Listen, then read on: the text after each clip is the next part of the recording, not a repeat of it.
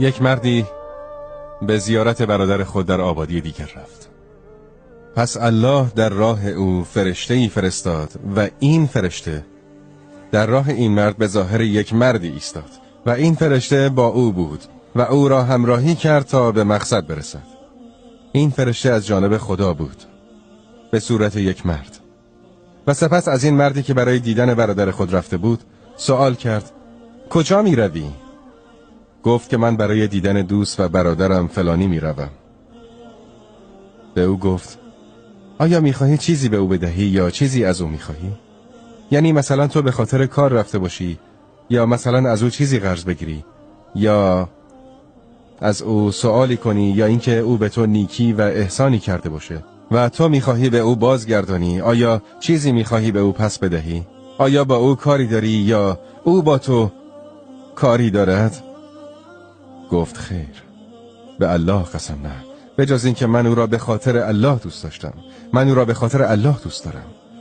پس آن مرد به او گفت، کسی که در واقع فرشته بود و به صورت مردی در آمده بود، گفت که همانا من رسولی از جانب الله بودم که به تو خبر دهم همانا الله همان گونه که او را دوست داشتی تو را نیز دوست دارد.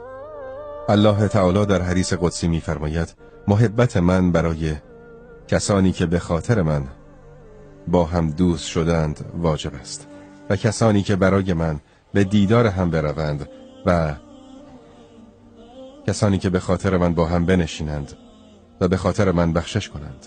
و پیامبر صلی الله علیه و آله و سلم در جواب مردی که از او پرسید: ای رسول الله، روز قیامت چه موقع است؟ به او گفت که چه چیزی برای آن روز آماده کردی؟ گفت که چیز بزرگی برای آن روز آماده نکردم بجز این که الله و رسولش را دوست می‌دارم. صلی الله علیه و آله و سلم به او گفت که تو با کسی خواهی بود که او را دوست می‌داشتی. انس میگوید به الله قسم از هیچ چیزی به این اندازه خوشحال نشدیم. و رسول الله صلی الله علیه و آله و سلم ذکر کرد که دو نفر که به خاطر الله با هم دوست شدند و به خاطر او از هم جدا شدند، یعنی حتی اگر از هم دیگر جدا شدند، یکی در سرزمین دیگری و دیگری در سرزمین دیگر، فقط نه این که به سبب مشکل مالی از هم جدا شود و نه به خاطر اختلافات خانوادگی و غیره، لکن اوضاع زندگی آنها را به این انواع داشت. بنابراین آنها بر محبت و دوستی الله با هم جمع شدند و هنگامی که از هم جدا شدند هر کدام از آنان دیگری را دوست داشت و برای او دعا میکرد. پس آنها مستحق این هستند که در روز قیامت در زیر سایه عرش الله الرحمن عزوجل قرار گیرند.